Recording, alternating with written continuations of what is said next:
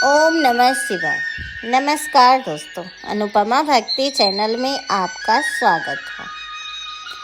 आज हम बात कर रहे हैं घृष्णेश्वर ज्योतिर्लिंग की। घृष्णेश्वर का अर्थ है करुणा के भगवान। घृष्णेश्वर ज्योतिर्लिंग महाभारत के महाराष्ट्र में दौलताबाद के पास एलोरा में स्थित है। घृष्णेश्वर ज्योतिर्लिंग का इतिहास है कि इस मंदिर का उल्लेख शिव पुराण और पद्म पुराण में किया गया है। इस स्थल को 13वीं और 14वीं शताब्दी में दिल्ली सल्तनत द्वारा नष्ट कर दिया गया था। इस मंदिर का पुनर्निर्माण मराठा शासक शिवाजी के द्वारा हुआ था। उनके दादा शिवाजी के दादा वेरुल के मलोजू मिसाले ने 16वीं शताब्दी में कराया था। वर्तमान संरचना का निर्माण मुगल साम्राज्य के पतन के बाद 18वीं शताब्दी में इंदौर की रानी अहिल्याबाई होलकर द्वारा कराया गया था। घृष्णेश्वर मंदिर की विशेषता ये है कि लाल पत्थरों से निर्मित यह मंदिर 5 स्तरीय शिखरों से बना है। आप लाल पत्थरों पर उकेरे गए भगवान विष्णु के 10 अवतारों को देख सकते हैं। यहाँ 24 स्तंभों पर निर्मित एक दरबार हॉल है, जिस पर आपको भगवान शिव की विभिन्न कथाओं और पौराणिक कथाओं की नक्काशी देखने को मिलेगी। गर्भगृह में पूर्वमुखी लिंग स्थापित है। दरबार हॉल में आपको भगवान शिव के बाहर नंदी की एक मूर्ति भी देखने को मिलेगी।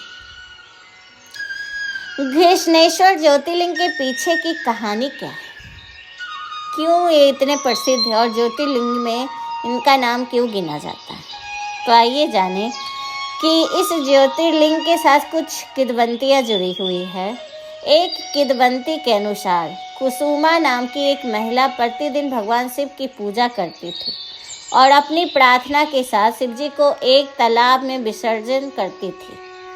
उसके पति की पहली पत्नी उसकी भक्ति से ईर्ष्या करती थी और उसने उसके बेटे की हत्या कर दी थी।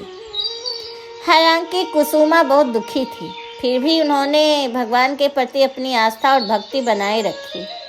कहा जाता है कि भगवान शिव उनकी भक्ति से इतने प्रसन्न हुए कि उन्होंने उनके पुत्र को जीवित कर दिया। कुसुमा ने भगवान से वहीं रहने का अनुरोध किया, जिसके कारण भगवान शिव यहाँ एक ज्योतिर्लिंग के रूप में प्रकट हुए। एक अन्य कथा के अनुसार ब्रह्मवेता सुधर्मा नामक एक ब्राह्मण अपनी पत्नी सुदेहा के साथ देवगिरी पर्वत पर रहता था। दंपति निसंतान थे, इसलिए सुदेहा ने अपनी बहन घुसमा का विवाह उसके पति से करवा दिया। अपनी बहन की सलाह पर घुसमा लिंग बनाती और उनकी पूजा करती और उसे पास के सरोवर में विसर्जित कर देती। अतः उसे एक पुत्र की प्राप्ति हुई। समय के साथ सुदेहा अपनी बहन से ईर्ष्या करने लगी और उसने उसके पुत्र की हत्या कर दी और इसे उसी सरोवर में फेंक दिया, जहां उसकी बहन लिंग का विसर्जन करती थी। हालांकि घुसमा की पुत्र वधू ने उसे बताया कि उसके पुत्र की हत्या में सुदेहा का हाथ है, फिर भी घुसमा ने भगवान की कृपा में पूर्ण विश्वास रखते हुए अपने दैनिक अनुष्ठान जारी रखे और अपनी आस्था के अनुसार जब वह लिंग विसर्जन के लिए जा रही थी, तब उसने अपने पुत्र को अपनी ओर आते देखा। भगवान शिव उसके सामने प्रकट हुए और उसे उसकी बहन के जघन्य कृत्य के बारे में बताया। घुसमा ने भगवान से अपनी बहन को क्षमा करने की प्रार्थना की। प्रसन्न होकर भगवान ने उसे वरदान दिया। घुसमा ने भगवान से उसी स्थान पर रहने का अनुरोध किया, जिसके कारण वे घुष्मेश्वर नामक ज्योतिर्लिंग रूप में प्रकट हुए। जिस सरोवर में घुसमा ने लिंगों का विसर्जन किया उसे शिवालय कहा गया। घृष्णेश्वर को घुमेश्वर और कुसुमेश्वर भी कहा जाता है। पुरुषों को मंदिर में नंगे सीने जाना अनिवार्य है। वह भारत का सबसे छोटा ज्योतिर्लिंग मंदिर है। यूनेस्को विश्व धरोहर स्थल एलोवेरा गुफाएं 1 किलोमीटर से भी कम दूरी पर है। वैसे तो आप साल में किसी भी समय इस आध्यात्मिक स्थल की यात्रा कर सकते हैं, लेकिन सर्दियों के महीने में अक्टूबर से मार्च के बीच यहाँ जाना सबसे अच्छा रहेगा। महाशिवरात्रि के दौरान इस प्राचीन और दिव्य स्थल के दर्शन करना किसी भी भक्त के लिए परम आनंद होगा। घुमेश्वर ज्योतिर्लिंग में पुरुषों को ऊपरी वस्त्र जैसे शर्ट, कुर्ता, टी शर्ट कुछ भी हो उतार कर मंदिर के गर्भगृह में प्रवेश करने की परंपरा है। यह विनम्रता और भगवान शिव के प्रति सम्मान व्यक्त करने की एक तरीका है। यह प्रथा शरीर की अशुद्धियों को दूर करने और भगवान के सामने शुद्ध रूप से उपस्थित होने का प्रतीक है। परंपराएं कई कारणों से जुड़ी होती है। कहते हैं कि पुरुषों द्वारा ऊपरी वस्त्र उतारना भगवान शिव के प्रति उनका त्याग दर्शाता है।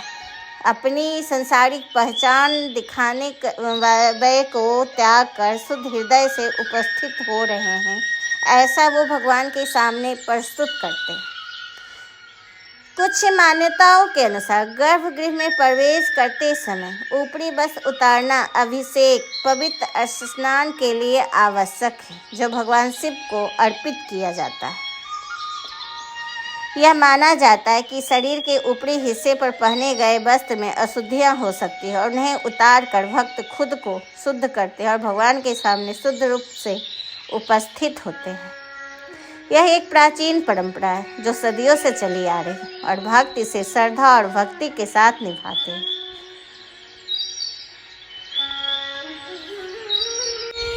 भितेश्वर ज्योतिर्लिंग 12 ज्योतिर्लिंगों में से आखिरी ज्योतिर्लिंग है। घृष्णेश्वर ज्योतिर्लिंग महाराष्ट्र औरंगाबाद जिले के वेरुल गांव में स्थित है। घृष्णेश्वर मंदिर को घुमेश्वर मंदिर के नाम से भी जाना जाता है। यहाँ दर्शन करने से जिनको संतान नहीं होता है उनको संतान सुख की कामना पूरी होती है, इसलिए घुमेश्वर ज्योतिर्लिंग प्रसिद्ध है। यहाँ पे ऐसे जाने से सारे पापों का भी मुक्ति मिलती है, पापों से, और भोग मोक्ष की प्राप्ति होती है।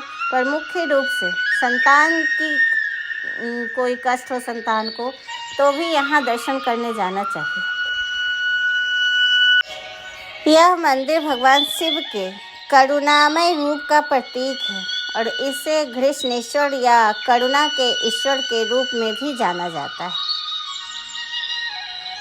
मान्यता है कि घृष्णेश्वर ज्योतिर्लिंग के दर्शन से संतान सुख की प्राप्ति होती है, सारे पापों की मुक्ति मिल जाती है।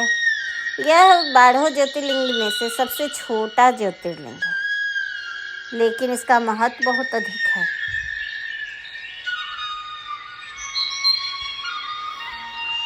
औरंगाबाद रेलवे स्टेशन घृष्णेश्वर मंदिर के लिए निकटतम रेलवे स्टेशन है। आप औरंगाबाद से बस या टैक्सी द्वारा भी मंदिर तक पहुंच सकते हैं। मंगल आरती सुबह 4 बजे, जलहरी सघन सुबह 8 बजे और शाम 4 बजे और महाप्रसाद दोपहर 12 बजे मिलती है। संध्या आरती ग्रीष्म ऋतु के शाम 7 बजे और शीत ऋतु में 5:40 बजे होती है और रात्रि आरती 10 बजे। इस ज्योतिर्लिंग की यही खासियत है। ऐसे तो महादेव के सारे ज्योतिर्लिंग में कुछ न कुछ बात है। सभी भक्तों के कष्टों के लिए ही दूर करने के लिए भगवान ने इस धरती पे ज्योति के रूप में प्रकट हुए और हर ज्योतिर्लिंग की एक अलग नई कहानी अपने भक्तों के बस में आकर भगवान धरती पे भी प्रकट हो जाते हैं। तो दोस्तों, आज का बस इतना ही। आपको ये कैसा लग रहा है हमें ज़रूर बताइएगा। अगर ये वीडियो सुनने में अच्छा लग रहा है तो प्लीज़ हमें सब्सक्राइब और लाइक कीजिए। धन्यवाद ये वीडियो सुनने के लिए। नमस्कार।